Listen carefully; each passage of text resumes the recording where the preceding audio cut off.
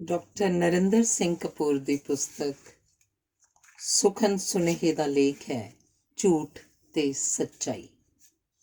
ਕੋਈ ਵੀ ਮੂਰਖ ਸੱਚ ਬੋਲ ਸਕਦਾ ਹੈ, ਸਿਆਣਪ ਤਾਂ ਝੂਠ ਬੋਲਣ ਵਾਸਤੇ ਚਾਹੀਦੀ ਹੈ। ਅਜੋਕੇ ਯੁੱਗ ਦਾ ਆਦਰਸ਼ ਹੀ ਇਹ ਹੈ, ਖਾਓ ਪੀਓ ਤੇ ਝੂਠ ਬੋਲੋ। ਕੱਲ੍ਹ ਕਿਹਨੇ ਵੇਖਿਆ? ਲੇਖਕ ਤੇ ਆਮ ਸਧਾਰਨ ਵਿਅਕਤੀ ਵਿੱਚ ਅੰਤਰ ਇਹ ਹੈ ਕਿ ਲੇਖਕ ਦੇ ਝੂਠ ਦੇ ਕਈ ਐਡੀਸ਼ਨ ਛਪਦੇ ਹਨ। ਵੇਖਿਆ ਜਾਏ ਤਾਂ ਬਹਾਨਾ ਪਰੋਸਿਆ ਹੋਇਆ ਝੂਠ ਹੀ ਹੁੰਦਾ। ਰੱਬ ਕੋਈ ਆਦਮੀ ਥੋੜ੍ਹਾ ਹੈ ਜੋ ਝੂਠ ਬੋਲੇ। ਜੇ ਤੁਸੀਂ ਕੇਵਲ ਸੱਚ ਬੋਲਣ ਦਾ ਸੰਕਲਪ ਕਰ ਲਓ ਤਾਂ ਸ਼ਾਮ ਤੱਕ ਤੁਸੀਂ ਬਿਲਕੁਲ ਹੀ ਇਕੱਲੇ ਰਹਿ ਜਾਓਗੇ ਤੇ ਸਰੀਰ ਦਾ ਸ਼ਾਇਦ ਹੀ ਕੋਈ ਹਿੱਸਾ ਹੋਵੇ ਜਿਹੜਾ ਦਰਦ ਨਾ ਕਰ ਰਿਹਾ ਹੋਵੇ। ਸੱਚ ਦਿਲਚਸਪ ਨਹੀਂ ਹੁੰਦਾ, ਇਸੇ ਲਈ ਇਸ ਨੂੰ ਬੋਲਣ ਤੇ ਸੁਣਨ ਦੀ ਰੁਚੀ ਘਟ ਰਹੀ ਹੈ। ਕੀ ਅਸੀਂ ਆਪਣੇ ਆਪ ਬਾਰੇ ਸੱਚਾਈ ਨਹੀਂ ਜਾਣਦੇ? ਕੀ ਅਸੀਂ ਉਸ ਸੱਚਾਈ ਨੂੰ ਦੂਜਿਆਂ ਨਾਲ ਸਾਂਝੀ ਕਰਨ ਲਈ ਤਿਆਰ ਹਾਂ? ਤੁਸੀਂ ਦੂਜਿਆਂ ਨੂੰ ਆਪਣੇ ਸੱਚੇ ਇਰਾਦੇ ਦੱਸ ਵੇਖੋ, ਸਾਰੀ ਦੁਨੀਆ ਤੁਹਾਡੀ ਦੁਸ਼ਮਣ ਬਣ ਜਾਏਗੀ। ਸੱਚ ਬਹੁਤ ਘੱਟ ਬੋਲਿਆ ਜਾਂਦਾ ਹੈ, ਇਸੇ ਕਰਕੇ ਇਸ ਦੀ ਕਦਰ ਹੈ। ਜਿਹੜਾ ਪਿਆਰ ਕਰੇਗਾ ਝੂਠ ਵੀ ਬੋਲੇਗਾ। ਸੱਚੇ ਵਿਅਕਤੀ ਦਾ ਸਤਿਕਾਰ ਤਾਂ ਸਾਰੇ ਕਰਨਗੇ, ਪਰ ਪਿਆਰ ਕੋਈ ਨਹੀਂ ਕਰੇਗਾ। ਜਿਹੜਾ ਨਿਰੋਲ ਸੱਚ ਬੋਲਦਾ ਹੈ ਉਹ ਸਰੀਰਕ ਪੱਖੋਂ ਕਮਜ਼ੋਰ, ਬੌਧਿਕ ਪੱਖੋਂ ਪਿਛਾਂਹ ਖਿੱਚੂ, ਆਰਥਿਕ ਪੱਖੋਂ ਗਰੀਬ ਤੇ ਵਿਚਾਰਧਾਰਕ ਪੱਖੋਂ ਪਰੰਪਰਾਵਾਦੀ ਹੋਏਗਾ। ਅਜਿਹਾ ਵਿਅਕਤੀ ਜੋ ਕੁਝ ਬੋਲ ਰਿਹਾ ਹੁੰਦਾ ਹੈ ਉਹ ਆਪਣੇ ਆਪ 'ਚ ਸੱਚ ਨਹੀਂ ਹੁੰਦਾ, ਉਹ ਤਾਂ ਕੇਵਲ ਸਥਾਪਤ ਤੱਥਾਂ ਦਾ ਖੰਡਨ ਹੀ ਕਰ ਰਿਹਾ ਹੁੰਦਾ ਹੈ। ਸੱਚ ਤਾਂ ਇਹ ਹੈ ਕਿ ਸੱਚਾਈ ਕੁਝ ਹੈ ਹੀ ਨਹੀਂ। ਉੱਪਰ ਥੱਲੇ, ਇੱਧਰ ਉੱਧਰ, ਅੱਗੇ ਪਿੱਛੇ, ਸੋਮਵਾਰ ਮੰਗਲਵਾਰ, ਜਨਵਰੀ ਫਰਵਰੀ, ਪੰਜਾਬ ਬੰਗਾਲ, ਏਸ਼ੀਆ ਯੂਰਪ, ਸਭ ਮਨੁੱਖ ਦੇ ਸਿਰਜੇ ਹੋਏ ਅਜਿਹੇ ਝੂਠ ਹਨ ਜਿਹੜੇ ਜਿਉਣ ਵਿੱਚ ਸਹਾਈ ਹੋਣ ਕਾਰਨ ਸਾਨੂੰ ਸਾਰਿਆਂ ਨੂੰ ਪ੍ਰਵਾਨ ਹਨ। ਧਰਤੀ ਦੀ ਖਿੱਚ ਵਿੱਚੋਂ ਬਾਹਰ ਨਿਕਲ ਜਾਓ, ਸੱਜੇ ਖੱਬੇ ਅੱਜ ਕੱਲ੍ਹ ਸਭ ਨਿਰਰਥਕ ਪ੍ਰਤੀਤ ਹੋਣ ਲੱਗ ਪੈਣਗੇ। ਰਾਜਨੀਤੀ ਝੂਠ ਉੱਤੇ ਉਸਰੀ ਹੋਈ ਹੈ। ਨੇਤਾ ਜਿੰਨਾ ਵੱਡਾ ਝੂਠਾ ਨਾਅਰਾ ਲਾਉਣ, ਲੋਕ ਓਨੇ ਵਧੇਰੇ ਖੁਸ਼ ਹੁੰਦੇ ਹਨ। ਦੂਤਖਾਨੇ ਅਸਲ ਵਿੱਚ ਝੂਠ ਖਾਨੇ ਹਨ। ਰਾਜਦੂਤਾਂ ਨੂੰ ਬਾਹਰਲੇ ਦੇਸ਼ਾਂ ਵਿੱਚ ਝੂਠ ਬੋਲਣ ਲਈ ਭੇਜਿਆ ਜਾਂਦਾ ਹੈ। ਲੋਕਾਂ ਦੀ ਭਲਾਈ ਲਈ ਹਾਕਮ ਝੂਠ ਬੋਲਦੇ ਹਨ। ਝੂਠ ਤਾਂ ਸਰਕਾਰਾਂ ਦਾ ਸਭ ਤੋਂ ਵੱਡਾ ਹਥਿਆਰ ਹੈ। ਸੱਚਾਈ ਨਾਲ ਤਾਂ ਇੱਕ ਦਿਨ ਵੀ ਹਕੂਮਤ ਨਹੀਂ ਕੀਤੀ ਜਾ ਸਕਦੀ। ਉਹ ਲੋਕ ਮੂਰਖ ਹਨ ਜਿਹੜੇ ਕਹਿੰਦੇ ਹਨ ਕਿ ਮੰਗਤੇ ਤਾਂ ਝੂਠ ਬੋਲਦੇ ਹੀ ਹਨ, ਬਾਦਸ਼ਾਹ ਕਿਉਂ ਝੂਠ ਬੋਲਣ। ਮੰਗਤੇ ਪੈਸਾ ਟਕਾ ਮੰਗਦੇ ਹਨ ਤੇ ਬਾਦਸ਼ਾਹ ਵੋਟਾਂ ਮੰਗਦੇ ਹਨ।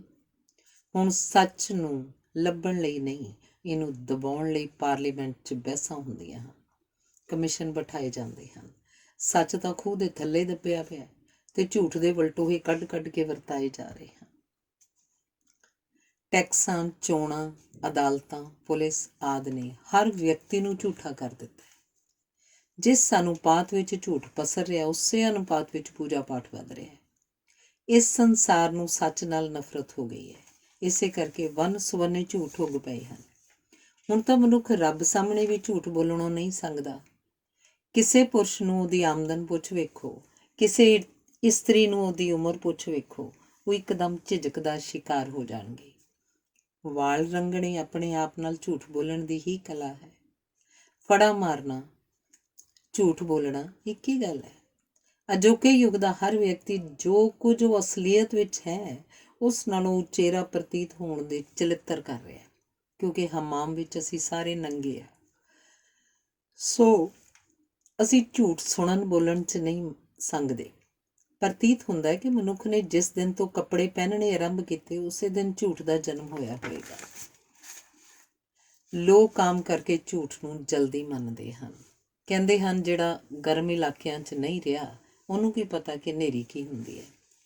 ਜਿਹਨੇ ਸਮੁੰਦਰ ਨਹੀਂ ਵੇਖਿਆ ਉਹਨੂੰ ਕੀ ਪਤਾ ਕਿ ਵਿਸ਼ਾਲਤਾ ਕੀ ਹੁੰਦੀ ਹੈ।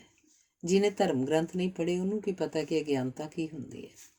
ਜਿਹਨੇ ਪਿਆਰ ਨਹੀਂ ਕੀਤਾ ਉਹਨੂੰ ਕੀ ਪਤਾ ਕਿ ਝੂਠ ਕੀ ਹੁੰਦਾ ਹੈ। ਬਿਸਤਰੇ 'ਚ ਆਪਣੀਆਂ ਪ੍ਰਾਪਤੀਆਂ ਬਾਰੇ ਸਾਰੇ ਪੁਰਸ਼ ਝੂਠ ਬੋਲਦੇ ਹਨ। ਕੋਈ ਵੀ ਇਸਤਰੀ ਆਪਣੇ ਬਾਰੇ ਸੱਚ ਸੁਣਨ ਲਈ ਤਿਆਰ ਨਹੀਂ। ਸੱਚ ਤਾਂ ਇਹ ਹੈ ਕਿ ਇਸਤਰੀ ਦੀ ਖੂਬਸੂਰਤੀ ਸਾਡੇ ਵਿੱਚੋਂ ਸੱਚ ਬੋਲਣ ਦੀ ਹਿੰਮਤ ਖੋਹ ਲੈਂਦੀ ਹੈ। ਇਸਤਰੀ ਜਦੋਂ ਸ਼ੀਸ਼ੇ ਸਾਹਮਣੇ ਖਲੋ ਕੇ ਸ਼ਿੰਗਾਰ ਕਰਦੀ ਹੈ ਤਾਂ ਉਹ ਸੱਚਾਈ ਨੂੰ ਅਲਵਿਦਾ ਕਹਿ ਰਹੀ ਹੁੰਦੀ ਹੈ। ਜੋ ਭਰਮਾਏਗਾ ਉਹ ਝੂਠ ਵੀ ਬੋਲੇਗਾ। ਸਾਰੇ ਧਰਮ ਸੱਚ ਬੋਲਣ ਦਾ ਢੰਡੋਰਾ ਦਿੰਦੇ ਹਨ, ਪਰ ਉਹ ਆਪ ਝੂਠ ਉੱਤੇ ਉਸਰੇ ਹੋਏ ਹਨ। ਰੱਬ ਦਾ ਸੰਕਲਪ ਝੂਠ ਦੀ ਸਭ ਤੋਂ ਵੱਡੀ ਉਦਾਹਰਨ ਹੈ। ਸਵਰਗ, ਨਰਕ, ਸਤਯੁਗ, ਕਲਯੁਗ ਆਦਿ ਝੂਠ ਹੀ ਨਹੀਂ ਹਨ ਤਾਂ ਕੀ ਹਨ? ਅਸੀਂ ਸਾਰੇ ਨਰਕ 'ਚ ਜਾਣ ਦੇ ਯੋਗ ਵੀ ਨਹੀਂ, ਪਰ ਸਾਰੇ ਸਵਰਗਵਾਸੀ ਹੋ ਨਿਬੜਦੇ ਹਨ। ਇਤਿਹਾਸ ਝੂਠ ਦਾ ਪਲੰਦਾ ਹੁੰਦਾ ਹੈ। ਨਿਰਪੱਖ ਇਤਿਹਾਸ ਲਿਖਿਆ ਹੀ ਨਹੀਂ ਜਾ ਸਕਦਾ। ਈਰਖਾ ਤੇ ਸਾੜਾ ਸਾਨੂੰ ਝੂਠ ਬੋਲਣ ਲਈ ਮਜਬੂਰ ਕਰਦੇ ਹਨ। ਜਦੋਂ ਕੁਝ ਦੋਸਤ ਜਾਂ ਸਹੇਲੀਆਂ ਗੱਪਾਂ ਮਾਰ ਰਹੀਆਂ ਹੋਣ ਤਾਂ ਉਹਨਾਂ ਨੂੰ ਬੜਾ ਸਵਾਦ ਆ ਰਿਹਾ ਹੁੰਦਾ ਹੈ। ਸਵਾਦ ਗੱਪਾਂ ਦਾ ਨਹੀਂ ਹੁੰਦਾ, ਨਾ ਹੀ ਸੱਚ ਬੋਲਣ ਦਾ। ਸਭ ਤੋਂ ਦਿਲਚਸਪ ਗੱਲਬਾਤ ਚੁਗਲੀ ਹੁੰਦੀ ਹੈ। ਅਫਵਾਹਾਂ ਰਾਜਨੀਤਿਕ ਝੂਠ ਹੁੰਦੀਆਂ ਹਨ। ਅਫਵਾਹ ਜਿੰਨੀ ਵਧੇਰੇ ਹੰਢਣਸਾਰ ਹੋਏਗੀ, ਰਾਜਨੀਤਿਕ ਲਾਭ ਓਨਾ ਹੀ ਵਧੇਰੇ ਹੋਏਗਾ। ਸਵੈ ਮਾਣ ਵਾਲਾ ਗਰੀਬ, ਸੱਚਾ ਅਮੀਰ ਤੇ ਬੁੱਢਾ ਪ੍ਰੇਮੀ ਸੱਚਾਈਆਂ ਵੀ ਹੋ ਸਕਦੀਆਂ ਹਨ, ਪਰ ਇਹਨਾਂ ਨੂੰ ਅਸੀਂ ਪਸੰਦ ਹੀ ਨਹੀਂ ਕਰਦੇ। ਤੁਸੀਂ ਸੱਚ ਬੋਲ ਕੇ ਵੇਖੋ, ਤੁਹਾਡੇ ਆਪਣੇ ਵੀ ਤੁਹਾਨੂੰ ਝੂਠਾ ਹੀ ਸਾਬਤ ਕਰਨਗੇ।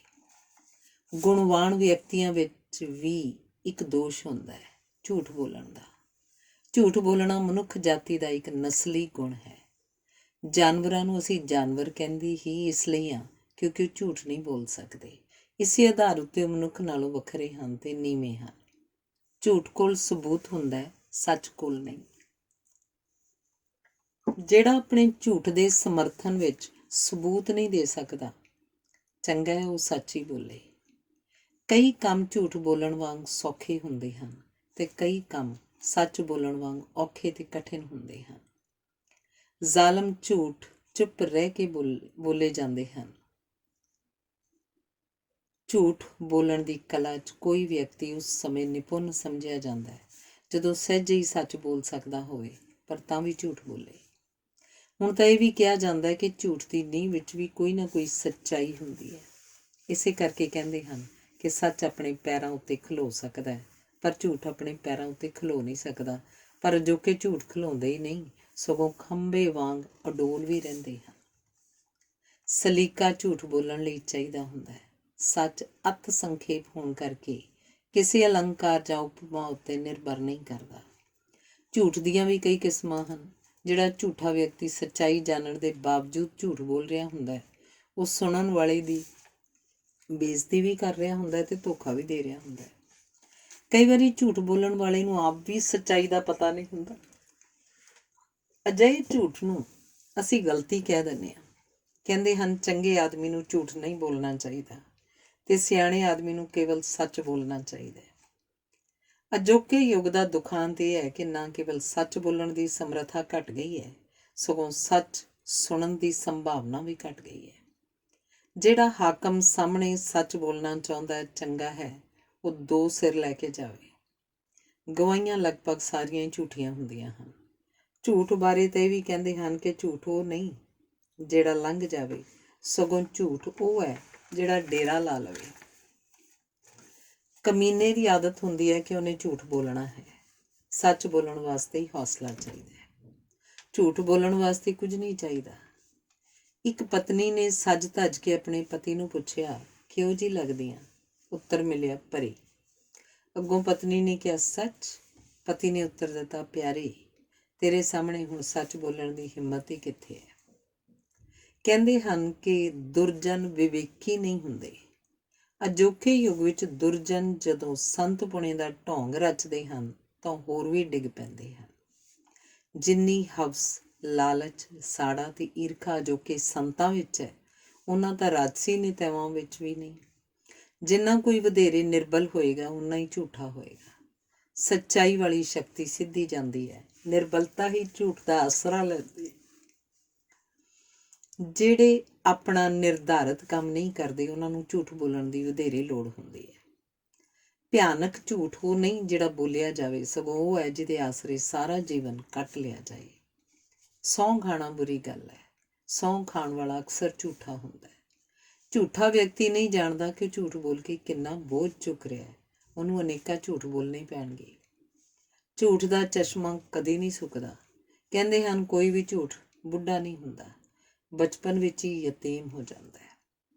ਇੱਕ ਫਿਲਾਸਫਰ ਨੇ ਕਿਹਾ ਸੀ, ਜਦੋਂ ਮੈਂ ਗਲਤੀ ਕਰਦਾ ਤਾਂ ਸਾਰੇ ਵੇਖ ਲੈਂਦੇ ਹਨ, ਪਰ ਜਦੋਂ ਮੈਂ ਝੂਠ ਬੋਲਦਾ ਤਾਂ ਕਿਸੇ ਨੂੰ ਵੀ ਪਤਾ ਨਹੀਂ ਲੱਗਦਾ। ਬੱਚੇ ਤੇ ਪਾਗਲ ਝੂਠ ਨਹੀਂ ਬੋਲ ਸਕਦੇ, ਇਸੇ ਕਰਕੇ ਅਸੀਂ ਉਹਨਾਂ ਤੋਂ ਆਪਣੀਆਂ ਗੱਲਾਂ ਛੁਪਾਉਂਦੇ ਹਾਂ। ਜਦੋਂ ਝੂਠ ਬੋਲਣ ਵਾਲੇ ਨੂੰ ਆਪਣੀਆਂ ਗੱਲਾਂ ਉੱਤੇ ਇਤਬਾਰ ਹੋਣ ਲੱਗ ਪਵੇ ਤਾਂ ਕਹਿੰਦੇ ਹਨ ਕਿ ਉਹਦੀਆਂ ਗੱਲਾਂ ਤਜਰਬੇ ਉੱਤੇ ਆਧਾਰਿਤ, ਮਿਹਨਤ ਨਾਲ ਸਾਧੀਆਂ ਤੇ ਸੁੰਦਰ ਸ਼ਬਦਾਂ 'ਚ ਪੇਸ਼ ਕੀਤੀਆਂ ਅਟੱਲ ਸੱਚਾਈਆਂ ਹੋ ਨਿਬੜਦੀਆਂ। ਸੱਚਾ ਉਹ ਹੈ ਜਿਹੜਾ ਕੋਸ਼ਿਸ਼ ਦੇ ਬਾਵਜੂਦ ਝੂਠ ਨਾ ਬੋਲ ਸਕੇ, ਪਰ ਅਜਿਹੇ ਲੋਕ ਵਿਰਲੇ ਹਨ। ਗੱਲਬਾਤ ਝੂਠ ਨਾਲ ਹੀ ਦਿਲਚਸਪ ਬਣਦੀ ਹੈ। ਚੰਗੀ ਗੱਲਬਾਤ ਦਾ ਹੁਨਰ ਹੀ ਇਹ ਹੈ ਕਿ ਖੂਬਸੂਰਤੀ ਨਾਲ ਝੂਠ ਬੋਲਣਾ ਆ ਜਾਏ। ਸਾਹਿਤਕਾਰ ਤੇ ਕਵੀ ਤਾਂ ਝੂਠ ਬੋਲਣ ਦਾ ਪਟਾ ਲਿਖਾਈ ਫਿਰਦੇ ਹਨ।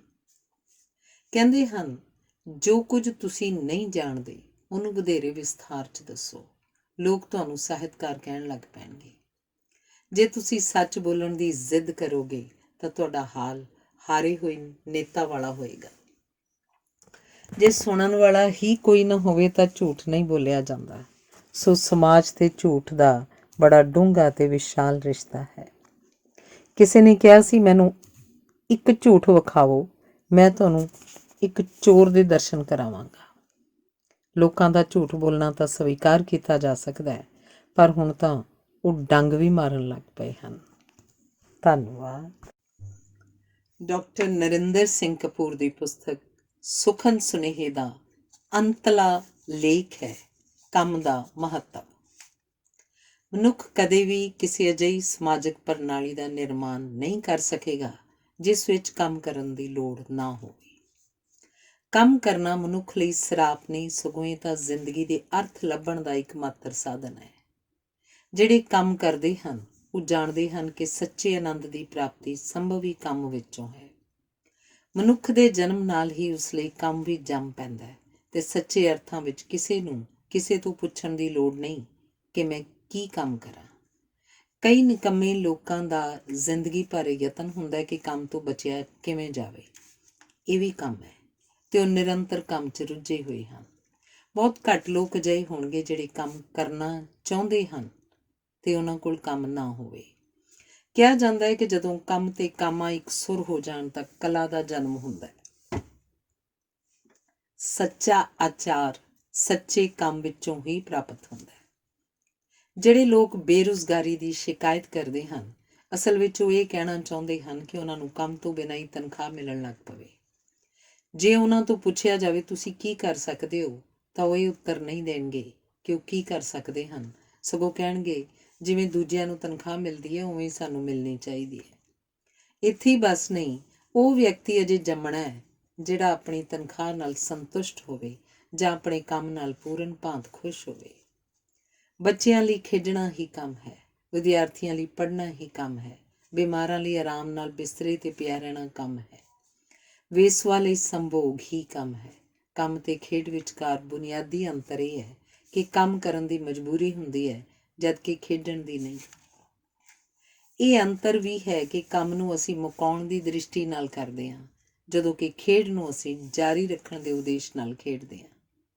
ਕੰਮ ਦੇ ਸੰਦਰਭ ਵਿੱਚ ਇੱਕ ਨਿਸ਼ਚਿਤ ਨਿਸ਼ਾਨਾ ਹੁੰਦਾ ਹੈ, ਜਦੋਂ ਕਿ ਖੇਡ ਦੇ ਸੰਦਰਭ ਵਿੱਚ ਕੇਵਲ ਰੁੱਝੇ ਰਹਿਣਾ ਹੀ ਉਦੇਸ਼ ਹੁੰਦਾ ਹੈ। ਜਦੋਂ ਕਿਸੇ ਖਿਡਾਰੀ ਲਈ ਖੇਡਣਾ ਹੀ ਕੰਮ ਬਣਾ ਦਿੱਤਾ ਜਾਏ ਤਾਂ ਉਸ ਵਿੱਚੋਂ ਮਨ ਪਰਚਾਵੇ ਦਾ ਅੰਸ਼ ਉੱਡ ਜਾਂਦਾ ਹੈ ਤੇ ਜਦੋਂ ਆਰਾਮ ਕਰਨਾ ਹੀ ਕੰਮ ਹੋ ਜਾਏ ਤਾਂ ਆਰਾਮ ਵੀ ਸਜ਼ਾ ਭਾਸਣ ਲੱਗ ਪੈਂਦਾ ਹੈ। ਪੁਰਾਣੇ ਜ਼ਮਾਨੇ ਦੇ ਕੰਮ ਜਿਵੇਂ ਦੌੜਨਾ, ਹੱਥੋਂ ਪਾਈ ਹੋ ਕੇ ਚੀਜ਼ ਖੋਹਣਾ, ਨੇਜ਼ਾ ਜਾਂ ਭਾਲਾ ਸੁੱਟਣਾ, ਦੂਰ ਤੱਕ ਪੱਥਰ ਵਗਾ ਕੇ ਮਾਰਨਾ, ਉੱਚੀ ਛਾਲ ਮਾਰ ਕੇ ਰੁਕਾਵਟ ਟੱਪ ਜਾਣਾ ਤੇ ਲੰਮੀ ਛਾਲ ਮਾਰ ਕੇ ਪਿੱਛਾ ਕਰ ਰਹੇ ਜਾਨਵਰ ਤੋਂ ਛੁਟਕਾਰਾ ਪਾਉਣਾ ਆਦਿ ਅੱਜ ਦੀਆਂ ਖੇਡਾਂ ਹਨ। ਇਵੇਂ ਹੀ ਜਿਨ੍ਹਾਂ ਨੂੰ ਅਸੀਂ ਅੱਜ ਮਨ ਪਰਚਾਵਾ ਸਮਝਦੇ ਹਾਂ, ਜਿਵੇਂ ਮੱਛੀ ਫੜਨਾ, ਘੋੜਸਵਾਰੀ ਕਰਨੀ ਆਦਿ, ਉਹ ਗੁਜ਼ਰੇ ਜ਼ਮਾਨੇ ਵਿੱਚ ਉਪਜੀਵਕਾ ਦੇ ਸਾਧਨ ਸਨ। ਇਵੇਂ ਜਿਨ੍ਹਾਂ ਨੂੰ ਅਸੀਂ ਅੱਜ ਕੰਮ ਸਮਝਦੇ ਹਾਂ, ਉਹ ਭਵਿੱਖ ਵਿੱਚ ਮਨ ਪਰਚਾਵੇ ਹੋਣਗੇ। ਹਰ ਇੱਕ ਸਦੀ ਨੇ ਮਨੁੱਖੀ ਇਤਿਹਾਸ ਵਿੱਚ ਨਿਵੇਕਲਾ ਯੋਗਦਾਨ ਪਾਇਆ ਹੈ। ਕਿਸੇ ਵੀ ਦੋ ਸਦੀਆਂ ਦੀਆਂ ਸਮੱਸਿਆਵਾਂ ਇੱਕੋ ਜਿਹੀਆਂ ਨਹੀਂ ਹੁੰਦੀਆਂ। ਯੂਰਪ ਦੀ ਉੱਨਤੀ ਦਾ ਕਾਰਨ ਇਹ ਹੈ ਕਿ ਉੱਥੋਂ ਦੇ ਲੋਕ ਘੋੜਿਆਂ ਵਾਂਗ ਕੰਮ ਕਰਦੇ ਹਨ। ਯੂਰਪ ਦੀ ਖੁਸ਼ਹਾਲੀ ਪਿੱਛੇ 7 ਸਦੀਆਂ ਦੀ ਸਖਤ ਮਿਹਨਤ ਹੈ। ਸਾਡੇ ਦੇਸ਼ ਵਿੱਚ ਧਰਮ ਨੇ ਸਾਨੂੰ ਤਿਆਗ ਕਰਨਾ ਸਿਖਾਇਆ। ਸਾਡੀ ਹੁਣ ਸਭ ਤੋਂ ਵੱਡੀ ਮੁਸ਼ਕਿਲ ਇਹ ਬਣੀ ਹੋਈ ਹੈ ਕਿ ਲੋਕਾਂ ਨੂੰ ਕੰਮ ਵੱਲ ਕਿਵੇਂ ਮੋੜਿਆ ਜਾਵੇ। ਅਸੀਂ ਇੱਕ ਹੋਰ ਆਦਤ ਦਾ ਸ਼ਿਕਾਰ ਵੀ ਹੋਏ ਹੋਏ ਹਾਂ। ਹਰ ਕੋਈ ਆਪਣੇ ਕੰਮ ਨੂੰ ਛੱਡ ਕੇ ਹੋਰ ਕੰਮਾਂ 'ਚ ਉਲਝਣ ਦੇ ਤਰਲੇ ਲੈ ਰਿਹਾ। ਬਹੁਤ ਘੱਟ ਲੋਕ ਹਨ ਜਿਹੜੇ ਉਹ ਕੰਮ ਕਰ ਰਹੇ ਹਨ ਜਿਹੜਾ ਉਹਨਾਂ ਦਾ ਕੰਮ ਹੈ। ਉਪਰੋਕਤ ਰੁਚੀ ਅਸਲ ਵਿੱਚ ਕੰਮ ਤੋਂ ਬਚਣ ਦਾ ਇੱਕ ਢੰਗ ਹੀ ਹੈ। ਇਹਦੇ ਨਾਲ ਹੀ ਕੰਮ ਨੂੰ ਮੁਲਤਵੀ ਕਰਨ ਦਾ ਹਰ ਸੰਭਵ ਢੰਗ ਵਰਤਿਆ ਜਾ ਰਿਹਾ ਹੈ। ਇਸ ਸਭ ਕੁਝ ਦੀ ਰੌਸ਼ਨੀ 'ਚ ਹੈਰਾਨੀ ਵਾਲੀ ਗੱਲ ਨਹੀਂ ਕਿ ਤਰੱਕੀ ਕਿਉਂ ਨਹੀਂ ਹੋ ਰਹੀ। ਇਹਦੇ ਨਾਲ ਹੀ ਹਰ ਇੱਕ ਵਿਅਕਤੀ ਨੌਕਰੀ ਵਿੱਚ ਤਰੱਕੀ ਲਈ ਤੰਗ ਰਿਹਾ ਹੈ ਤੇ ਤਰੱਕੀ ਨਾ ਮਿਲਣ ਨੂੰ ਬੇਇਨਸਾਫੀ ਦੱਸ ਕੇ ਹਥਲੇ ਕੰਮ ਨੂੰ ਟਾਲ ਰਿਹਾ। ਕੰਮ ਦੀ ਅਜਿਹੀ ਸਥਿਤੀ ਸੰਬੰਧੀ ਕਈ ਫਾਰਮੂਲੇ ਘੜੇ ਗਏ ਹਨ। ਜਿਵੇਂ ਵਿਹਲਿਆਂ ਨੂੰ ਸਲਾਹਕਾਰ ਨਿਯੁਕਤ ਕਰਕੇ ਉਹਨਾਂ ਲਈ ਕੰਮ ਪੈਦਾ ਕੀਤਾ ਜਾਂਦਾ ਹੈ। ਸਲਾਹਕਾਰ ਰਲ ਕੇ ਇੱਕ ਕਮੇਟੀ ਬਣਾਉਂਦੇ ਹਨ। ਉਸ ਕਮੇਟੀ ਲਈ ਕੰਮ ਵਧੇਰੇ ਪ੍ਰਤੀਤ ਹੁੰਦਾ ਹੈ। ਹੋਰ ਕਮੇਟੀ ਬਣਾਈ ਜਾਂਦੀ ਹੈ। ਇਵੇਂ ਹੀ ਕੰਮ ਨੂੰ 100% ਵਧਾਉਣ ਲਈ ਹਰ ਫਾਈਲ ਉੱਤੇ ਕਿਸੇ ਨਾ ਕਿਸੇ ਪ੍ਰਕਾਰ ਦਾ ਇਤਰਾਜ਼ ਲਾਇਆ ਜਾਂਦਾ ਹੈ।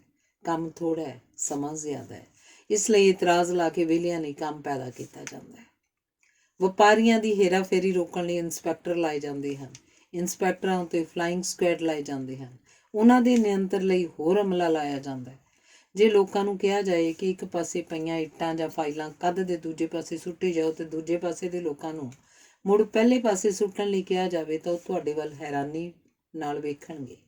ਪਰ ਸੱਚਾਈ ਇਹ ਹੈ ਕਿ ਲੋਕਾਂ ਦੀ ਬਹੁ ਗਿਣਤੀ ਅਜਿਹੇ ਕੰਮਾਂ 'ਚ ਹੀ ਰੁੱਝੀ ਹੋਈ ਹੈ।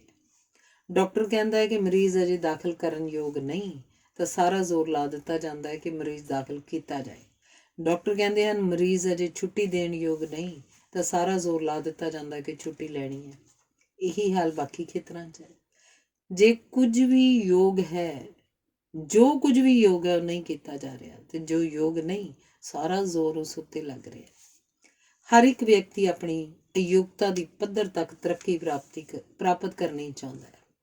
ਇਸ ਸਿਧਾਂਤ ਦੇ ਅਰਥ ਇਹ ਹਨ ਕਿ ਹਰ ਇੱਕ ਵਿਅਕਤੀ ਉਸ ਪਦਵੀ ਲਈ ਤੰਗ ਰਿਹਾ ਜਿਹਦੇ ਅਸਲ ਵਿੱਚ ਉਹ ਯੋਗ ਨਹੀਂ। ਉਸ ਪਦਵੀ ਉੱਤੇ ਲੱਗ ਕੇ ਅਜਿਹਾ ਵਿਅਕਤੀ ਆਪਣੀ ਅਯੋਗਤਾ ਛੁਪਾਉਣ ਲਈ ਚਲਿੱਤਰ ਕਰਨ 'ਚ ਲੱਗ ਪੈਂਦਾ ਹੈ, ਧੜੇਬੰਦੀਆਂ ਪਾਲਦਾ ਹੈ। ਇਹ ਸਭ ਯਤਨ ਉਸ ਵੱਲੋਂ ਕਿਸੇ ਨਾ ਕਿਸੇ ਤਰੀਕੇ ਆਪਣੀ ਅਯੋਗਤਾ ਛੁਪਾਉਣ ਦੇ ਉਪਰਾਲੇ ਹੀ ਹਨ।